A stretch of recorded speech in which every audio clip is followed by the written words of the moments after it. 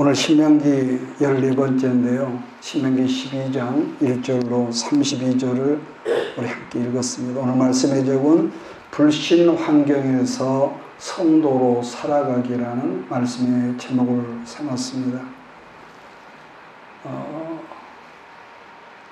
우리가 이곳에 교회를 옮기고 나서 불과 한 2년 정도 있으면 옮겨지지 않을까 그랬는데 우리가 지금 5년, 6년, 7년을 살고 있는데요.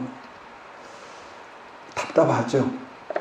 모든 게 답답하고 말씀은 있었고 응답은 있었으나 현실은 그렇지 못했습니다. 그래서 그걸 제가 오늘 아침에도 새벽에 기도하는 가운데 하나님께서 믿음의 조상으로 한 나라의 조상으로 세우신 아브라함을 75살에 그를 부르셔서 내가 네 자손을 하늘의 별처럼 땅에 모래처럼 많게 할 거야. 그런데도 아브라함이 현실적으로 볼 때는 약속은 받았지만 여전히 냉랭하고 이 늙은 나이에 내가 어떻게 낳고 아기를 낳고 내 안에 사라가 나이가 저렇게 많은데 생리가 다 끊어져 어떻게 아기를 낳을까? 현실적인 문제를 아브라함을 바라보았기 때문에 70대들은 믿음으로 산다 그러죠. 그가 잔머리를 쓴 결과로서의 어떻게 합니까? 85살에 5살에 자기 생각으로 어떻게 합니까? 애굽에서 데려오는 하갈이라는 몸종을 통해서 아들을 낳긴 낳았는데 문제가 해결된 줄 알았는데 하나님은 그때부터 우리 식으로 말 표현을 해서 기분 나빠. 너 그렇게 믿음 없니? 그러면서요, 장작 14년 동안을 하나님께서 그렇게 친구처럼 왔다 갔다 하시던 하나님께서 전혀 흔적 없이 있다가 99살 되던 해에 하나님께서 오랜만에 나타나서 맨 먼저 하신 말씀이 나는 전능자야. 나는 전능한 하나님이야. 그러면서 아브라함에게 이렇게 책망하시고 나서 내년 이맘때 네 아내가 네게 아들을 낳을 거야. 낳으면은 그 이름을 웃음이라고 지어라. 이삭이다. 그래서 그동안에 아브라함이 늘 말씀을 귀로만 들었는데 드디어 약속의 응답이 이루어질 때에 그가 눈으로 보고 손으로 만지고 그래서 아브라함이 그 아들 이삭을 할례를 여러분 8일 만에 하는데 얼마나 기뻤더니 온 주변의 사람들을 모아다가 성경은 대연을 베풀었다는 그런 말씀을 했습니다. 나는 여러분의 삶 속에도 아브라함이 잔치를 베풀고 아브라함의 아들을 이 웃음이라고 지었던 것처럼 여러분의 모든 삶 속에 이름들이 이삭이라고 이름 지는 그런 역사가 있기를 바랍니다. 저는 그 수일 전에 며칠 또 요즘 우리가 밤기도를 작정기도를 하는데 하나님께서 순간적으로 말씀 주시기를 이 자리가 복자리다. 복자리라고 어울리질 않지 그러잖아요. 여기가 복자리대. 나는 기가 막힌데. 그리고 또 얼마 있다가 뭐라고 한 줄 알았어요? 네가 거물장수를 해라. 구체적인 것은 제가 내 안에 내가 하겠다는 것이 아니라 내 안에 그런 말씀을 주셨어요. 고기 몇 마리 주고 그거 아니라 그물을 고기를 잡는 그물을 네가 줘라. 근데 내가 안에 돈이 없잖아. 현실적으로 어울려요 안 어울려요? 전혀 궁합이 안 맞는 거예요. 그런데도 내가 그랬습니다. 하나님 이것이 하나님의 원하신 바라면 제가 하겠습니다. 제가 그렇게 서원을 했습니다. 하나님이 원하시는 거라면 내가 원하는 거야. 하나님이 원하신 거라면 저는 그렇게 하겠습니다. 1차는 이렇게 하고 2차는 이렇게 하겠습니다. 그러면서 그 하나님께 주신 그 소원을 붙잡고 기도할 때 내 마음이 뜨거워졌고 여러분 그랬거든요. 그래서 하나님은 여러분에게도 누구에도 항상 그런 것 같아요. 우리의 생각을 자꾸 바꾸라. 우리는 현실적인 문제로 저 앞에 있는 것도 미리 끌어다가 이것은 어떡하지 늘 근심하고 전능하신 하나님을 믿는다 하면서도 그 땡겨가지고 가부를 해서 우리는 근심하고 걱정을 하거든요. 근데 그래서 하나님은 아까 아브라함의 예를 있지만은 늘 우리 사건 속에서 우리의 생각을 바꾸라. 무슨 생각이었어요? 믿음의 생각이에요. 믿음의 생각. 세상에 어떻게 처녀가 아기를 낳겠으며 죽어서 썩은 송장이 어떻게 살아나겠냔 말이에요. 근데 하나님께서 무덤 앞에서 그 누이 동생 마르다가 주여 죽은 지가 나으리라 냄새가 나나이다.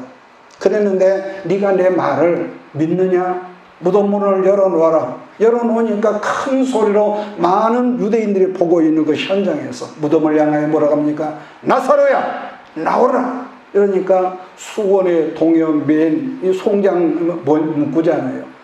또박또박 나오니까 사람들 보고 풀어놓아 자유케 해라. 이 말씀을 여러분 이 말씀이 오늘 여러분의 말씀이 되기를 바랍니다. 그러니까 우리의 생각이 늘 사건 속에서 바꿔지기 전까지는요, 또 개가 토하여 등을 또 먹고 돼지가 씻었다가 또 똥구덩이를 눕는. 그러니까 하나님은 늘 사건 속에서 네 생각을 바꿔라. 이건 여러분에게 한 말이야. 내게도 한단 말이야. 내게도 하셨어요. 그러니까 보세요. 내 나이가 지금 60이 다 돼가는데 얼마나 절망을 내가 많이 하겠어. 응? 60이 다 된 이 아저씨가 순간적인 순간 현실을 볼 때 얼마나 절망하고 낙심하고요. 어제도 제가 오랜만에 어떤 그 병원에서 퇴원해가지고, 와 있는 어떤 목사님 오랜만에 수년 만에 찾아가서 위로하고 있더니 사모님하고 목사님 하는 말이 나를 첫번에 이렇게 매년 한 5년 만에 봤는데 하는 말이 뭐라는 줄 아세요? 목사님 그때나 지금 똑바로 하나도 안 변해. 그렇지 내 나이 60도 안 됐는데. 이런 말을 웃어야 묻도 안 해. 진짜 그랬다니까. 그러니까 보세요. 60이 안 됐지만 순간적으로 삶의 현장을 보면은 내가 얼마나 낙심이 되고 좌절이 되고 여러분 그러겠냐면 그럼에도 불구하고 거기서 넘어진 자를 다시 일어서서 주님, 현실은 이렇지만은 주님이 기뻐하시는 일을 내가 옛날에 이리저리 돌리고 내가 그렇게 하다가 그 수많은 세월을 광야에서 내가 다 보냈지만은 내일 일은 모르잖아요. 그러잖아요. 너희 생명이 무엇이냐? 잠시 있다가 없어. 아침 안개와 같다고 그랬는데 우리 주변에 있던 목사님들이 그 건강하고 그 교회도 아주 크게 이뤘던 분들이 온몸에 암세포가 퍼져가지고 얼마 살지 못한다는 그런 말을 들을 때에 그래서 여러분 당부합니다. 건강 관리를 잘합시다. 할렐루야. 그래서 수리하는 인생을 살지 말고 평소에 늘 보강하고 정비하는 영으로도 육으로도 마찬가지입니다. 영으로도 육으로. 그래서 우리가 언젠가는 여러분들도 떠나겠고 어쩌면 우리 예수님 우리 때 오실지는 모르지만은 그러나 우리가 아무리 어떤 성공적 다른 세상에서 박수를 하는 그런 상 가운데 있을지라도 건강이 허물어져 버리면은 성전도 우리가 아무것도 아니니까 쉴 때 쉬고 먹을 때 먹고 안 먹을 것 안 먹어야 하고 할렐루야.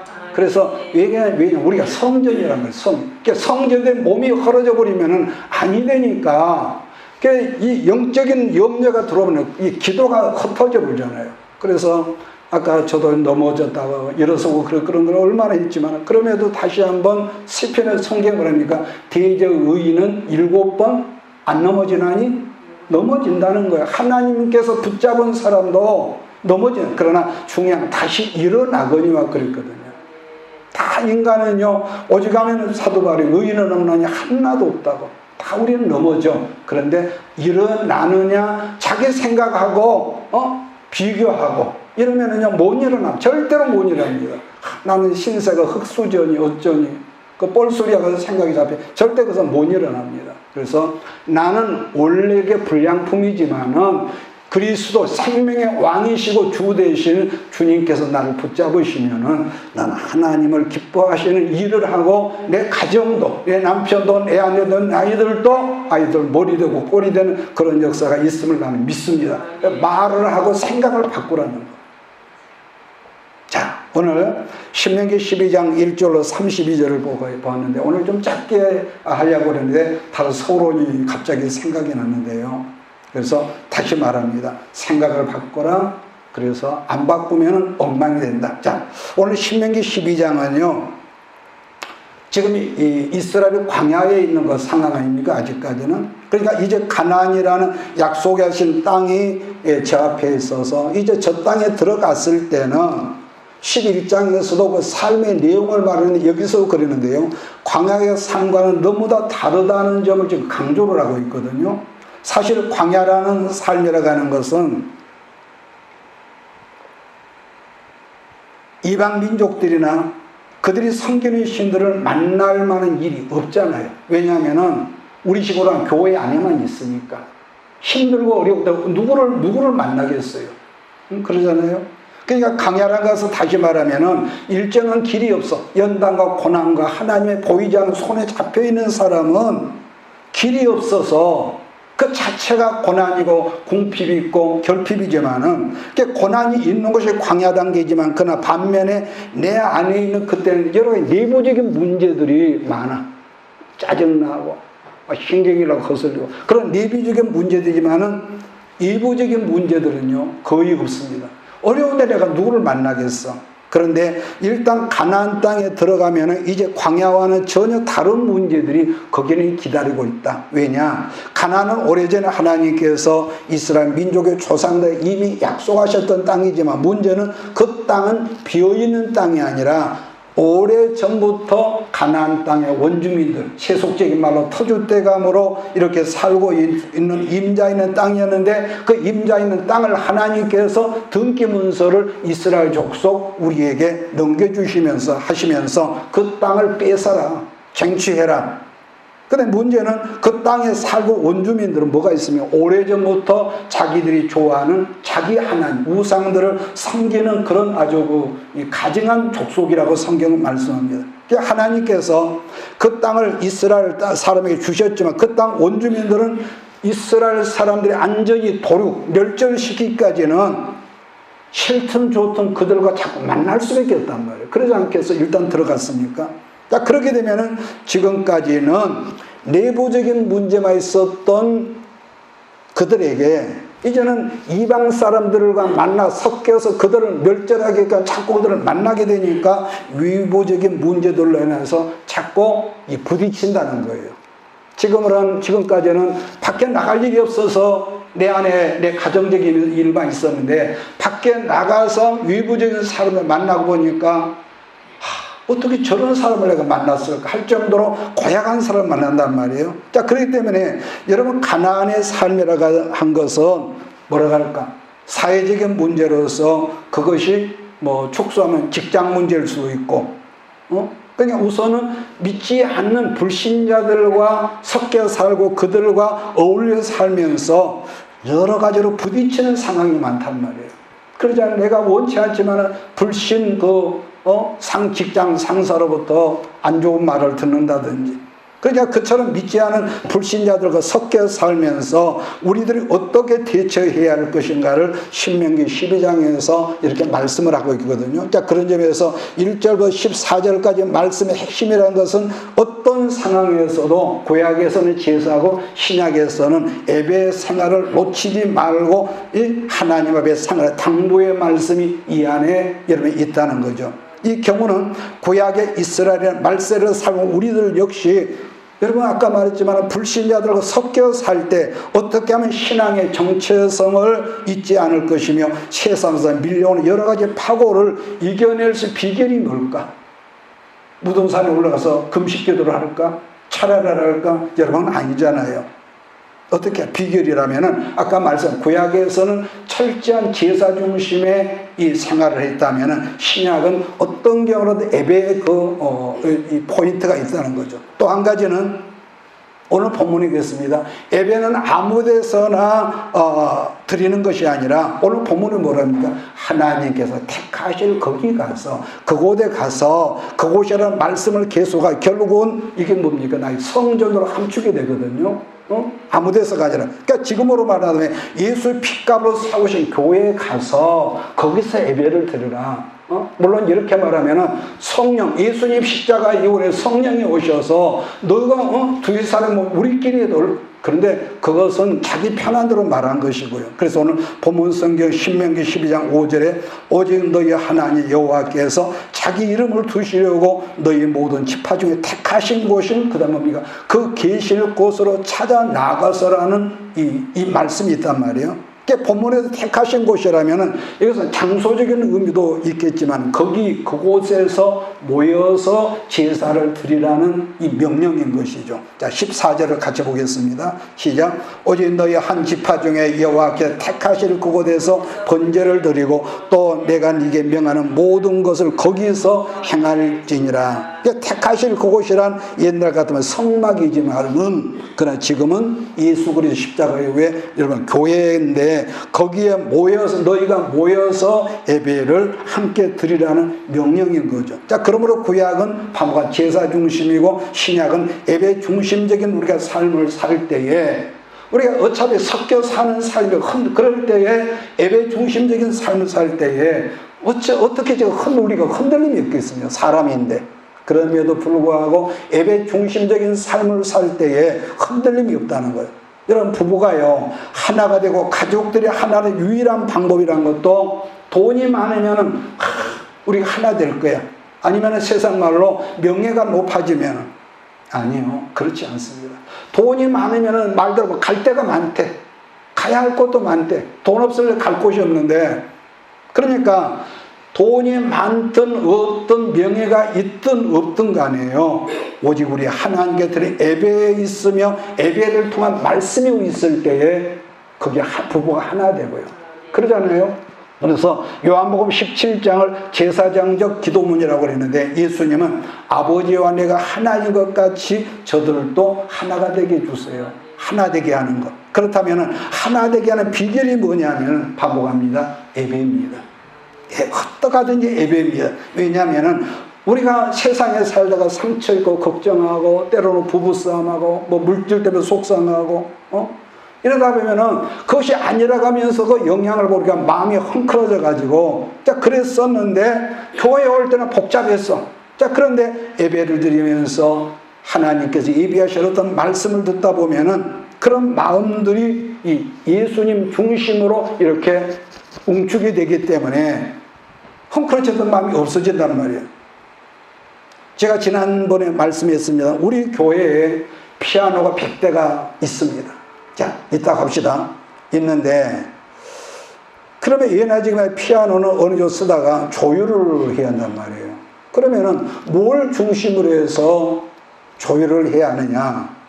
그러면 중구난방 아니겠어요? 그래서 피아노가 여러 대 있다고 할 때는 어떤 하나의 기준점, 이걸 하나의 기준점을 놓고 거기에 모든 것을 맞춰서 하면은 이게 모든 것이 이제 일률적으로 되는데 그러니까 영적으로는 뭐냐? 어떤 경우라도 예수님 중심에 될 때에 이거 하나라는 거. 이해가 되기를 바랍니다. 예수님 중심. 여러분 그래서 인생의 모든 튜닝이라고 하는 것은요 반드시 예배를 통해서 말씀이신 예수님 한 분으로 튜닝이 이루어질 때에 파도치는 상황 속에서도 내가 잠잠해지고요.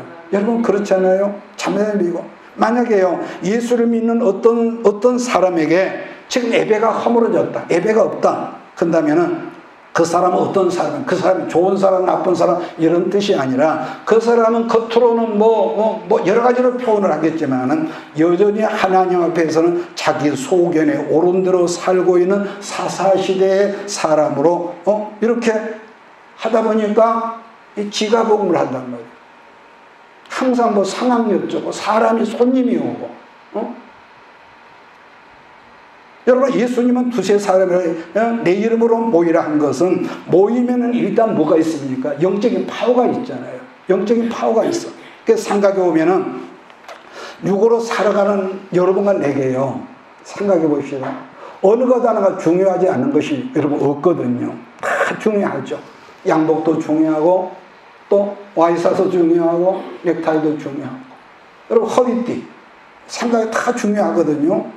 그런데 그럼에도 불구하고 성경 뭐랍니까? 더 중요한 것이 있고 조금 덜 중요한 것이 있다.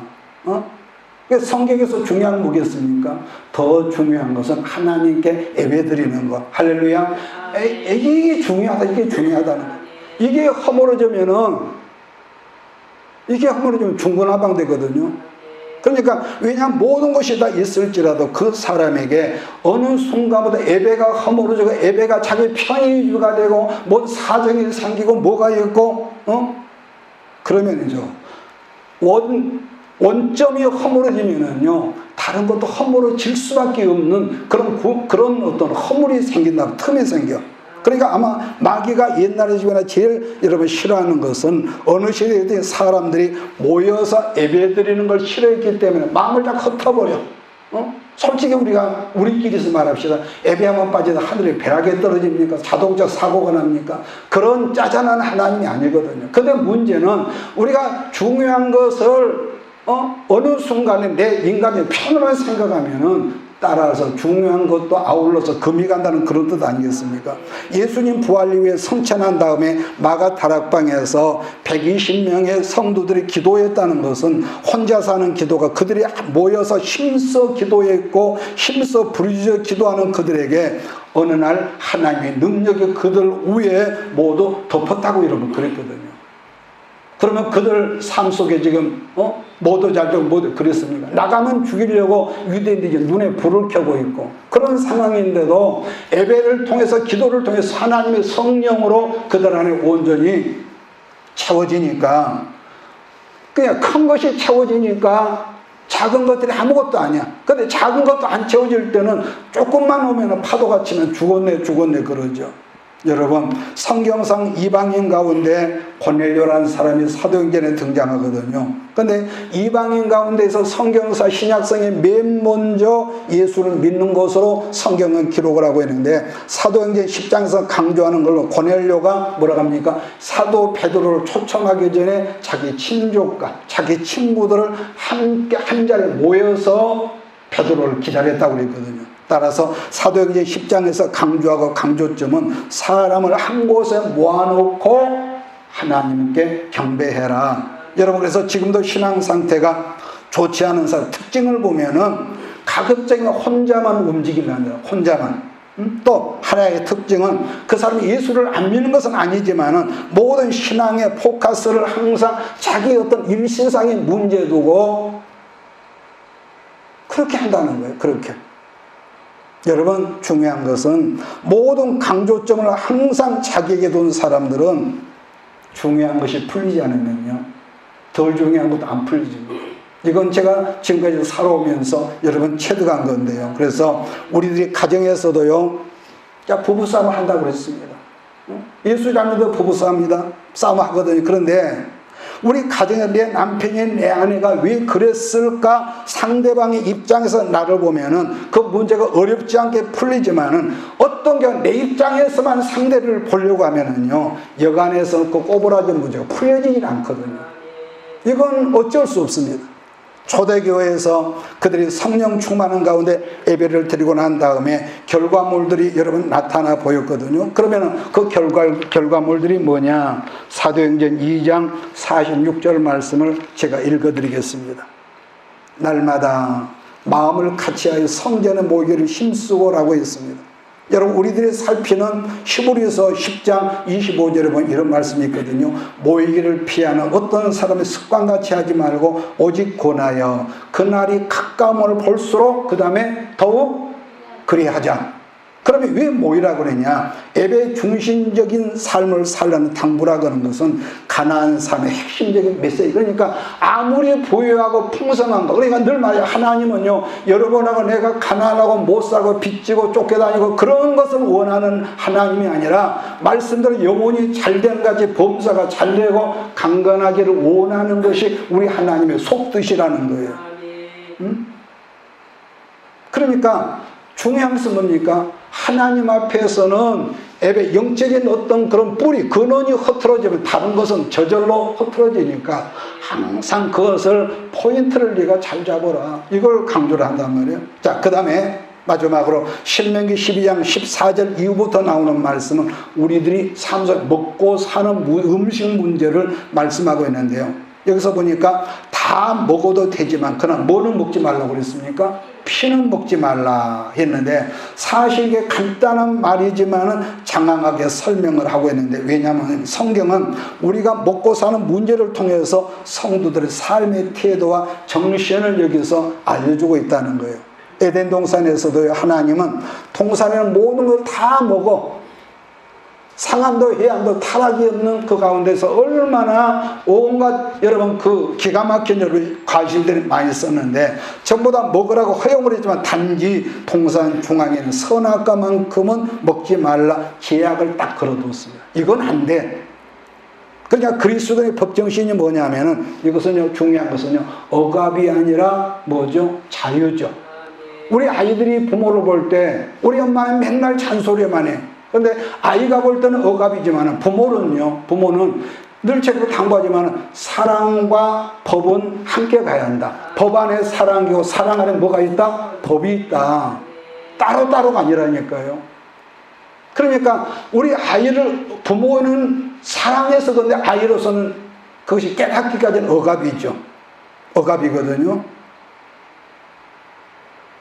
자, 그래서 성경에서 보면 억압이 아니라 하나님은 다 허용을 한다는 거예요. 그러나 세상은 반대거든요. 오직 세상적인 법은요, 하라는 것만 하는 거예요. 하라는 것. 자, 이걸 좀 쉽게 제가 말씀을 끝내는데요.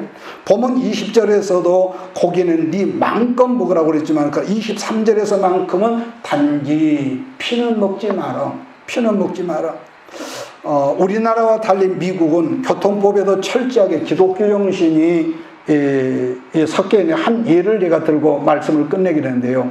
우리나라는 이 운전을 하고 가다 뉴턴을 해도요, 뉴턴을 하라는 이 고대에서만 해야 하는데, 왜냐하면 엉뚱한, 저도 가끔 그럴 때가 있지만은 뉴턴하지 말라는 곳에서 중앙선을 넘으면은 딱지 끊고 15점 벌점이 있습니다. 벌금 나오죠. 근데 미국은, 제가 미국은 안 가봤지만 다녀온 사람 말 들으면 아무 데서는 뉴턴이 가능하다.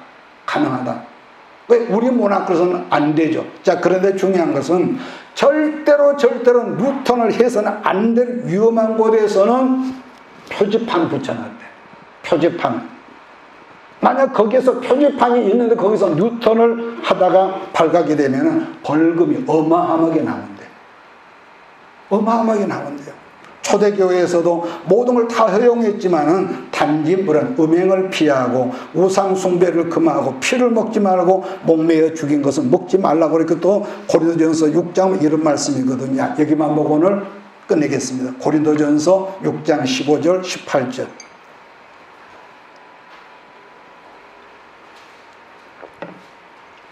고전 6장 15, 18입니다. 찾아서 우리 함께 읽고 오늘 말씀 끝내겠습니다. 시작. 너희 몸이 그리스도의 지체인 줄을 알지 못하느냐? 내가 그리스도의 지체를 가지고 창녀와 지체를 만들겠느냐? 결코 그럴 수 없느니라. 창녀와 합하는 자는 그와 한 몸인 줄을 알지 못하느냐? 일러스되 둘이 한 육체가 된다 하셨나니 주와 합하는 자는 한 영이니라. 음행을 피하라. 사람이 범하는 자마다 몸밖이거니와 음행하는 자는 자기 몸의 죄를 범하느니라. 그러니까 사랑하되, 부부지간에 사랑하되, 그건 뭡니까? 창녀와 합하지 마라. 창녀와 합하지 마라. 따라서 예루살렘 공회에서 이처럼 몇 가지만 간략히 제가 말했지만은 금했고 나머지는 전부 다 허용했다는 것. 마찬가지로 말세를 사는 우리에게도 주의해야 할 것은 히브리서에서 말씀하는 것처럼 모이기를 피한 어떤 사람들처럼 하지 말고 때가 가까움을 볼수록, 오늘날 그러잖아요. 세상 모든 걸 보면은요, 지금은 전쟁도 하도 많이 나니까, 지진도 하도 많이 나니까 처음에는 깜짝 놀랐다가 지금 뉴스도 안 같아. 사람이 얼마나 죽었다고 그래도요. 그러니까 때가 가까워질수록 전염병이 많아지고 기근이 많고 굶어 죽는 사람, 여러분 모이기를 왜 힘쓰라고 그러냐? 왜냐하면은 이 세상은 너무 악하고 험하니까. 예를 들면은요, 우리나라도 지금 보세요. 아무리 기독교 안에서 동성애 뭐 반대하고 하지만은 세계적인 흐름이 자꾸 억압을 하니까 동성애가 될 수밖에 없을 거예요. 어느 순간에 아들 잘 키워놨는데 어떤 총각을 데려와서 어머니 며느리입니다. 그럴 날이 미주가 아니란 말이에요. 우리 딸을 이쁘게 잘 키워놨는데 어느 순간에 다른 여자를 데려와서 엄마 사이라고. 이게 말이 되겠습니까? 그래서 가정이 흐트러져 버려요. 그러니까 다시 반복하면은 악한 것을 지금 선하다고 말을 해야 해요. 악한 것을 거짓말하고 지금 정치 한번 보십시오. 그걸 지금 선하다고 하거든요. 나쁘고 더러운 그런 음란한 동성애 같은 것을 뭐 윤리니 성차별이 이러면서 그걸 선하다고 지금 축제를 카니발을 벌리고요. 이런 이 점점 망할 놈의 세상이 돼간단 말이에요. 그러므로요, 누구든지 하나님 말씀에 창념하지 않고 예배 생활에 부실하기 시작하면은 성경이 말합니까? 섰다고 하는 자는 넘어질 일이 기다리고 있다. 잊지 마십시오. 여러분도 마찬가지고 나도 마찬가지고. 우리는 늘 말씀 안에 나를 봐야 하고 다듬어져야 하고, 그것이 그릇 준비고, 그러한 그릇이 준비될 때에 어느 순간에 아브라함에게 그 약속이 이루어졌던 것 같이 이루어졌을 때 비로소 뭐가 있습니까? 교만하지 않으며 감당하며, 그래서 내가 삶으로 나를 만나는 모든 사람이 더불어 산다. 그래서 우리가 늘 에스겔 성경 47장으로 이 강물이 흘러가는 곳마다 다 살아난대. 여러분, 우리는요, 아무리 잘나서 우리가 강물은 아니거든요. 우리는 강줄기지. 자, 우리가 이번 추석에도 갈비를 오랜만에 먹었는데, 아무리 좋은 걸 먹지만은 우리의 몸이 더러워지고 물을 적게 마시면, 피가 더러워지면은 여러분 혈관벽이 여러분 두꺼워지고 그런다잖아요. 그러면은 우리가 아무리 좋은 걸 먹어도 이것이 모혈관까지 가지 못하면은 어느 순간에 병들고, 그래서 일찍 여러 가지 잔병이 생기고 죽는단 말이에요. 그래서 욕심, 우리가 어떤 축복을 받을지라도 욕심으로 말미암아는 혈관이 더러워져 강줄기가 더러워지면은 하나님 목적적인 뜻이 여러분 나를 이룰 수가 없어. 인정하십니까? 하나님의 생수는 전능하지만은 강줄기인 여러분과 내가 더러워지고 때 묻으면은 하나님의 뜻을 이룰 수가 없다니까. 그래서 깨끗해져. 그래서 낮추고 나는 이쯤이면 되겠는데 하나님은 더 기다리라고 그러고 연단하고, 나는 이 정도면 좀 풍성하게 주시면 좋은데, 왜냐, 어려움 속에서 저 아이들 그러잖아요. 지들 배부르고 오면은 엄마 불러도 잘 대답도 안 해. 근데 배고프면은 해가 지면은 엄마 찾고 아빠 찾고 그러잖아요. 하나님은 철저하게 우리 가정 중에 입장 그렇기 때문에 어떤 환경 속에서 한 주간을 살면서도 감사로 주 앞에 있기를 주의 이름으로 축복합니다. 그래서 그런 모든 것들이 기반이 마련되면은 마침내 신명기 8장의 말씀, 네게 복을 주리 하십니다. 네가 그동안 왜 내가 너를 낮춘 줄 아니? 낮춤 속에서 네 마음을 하나님의 저울로 달아보고 네 행동을 하나님의 저울로 내가 달아봤다. 그러니까 이 말씀을 하셨다는 것은 우리가 모든 삶을 하나님께서 자꾸 눈여겨보시면서 하나님의 저울로 우리를 달아보시니까, 이건 여러분뿐이겠습니까? 나도 마찬가지. 수없이 넘어지고 수없이 빵점 맞았던 지난 세월이지만 이제는 제가 어떻게 하겠습니까? 하나님 나를 써주세요. 하나님 나를 써주세요. 이러면서 우리가 그럴 준비가 되기 때문에 하나님 앞에 상함도 해함도 없는 그 놀라운 축복하심이 여러분 모두에게 있어지기를 주의 이름으로 축복합니다. 기도합니다. 이것이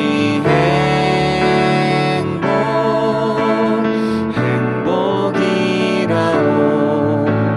세상은 알 수 없는 하나님 선물. 이것이 행복이라오. 하나님의 자녀로 살아가는 것, 이것이 행복이라오. 이것이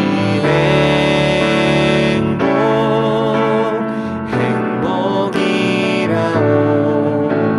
세상은 알 수 없는 하나님 선물. 이것이 행복.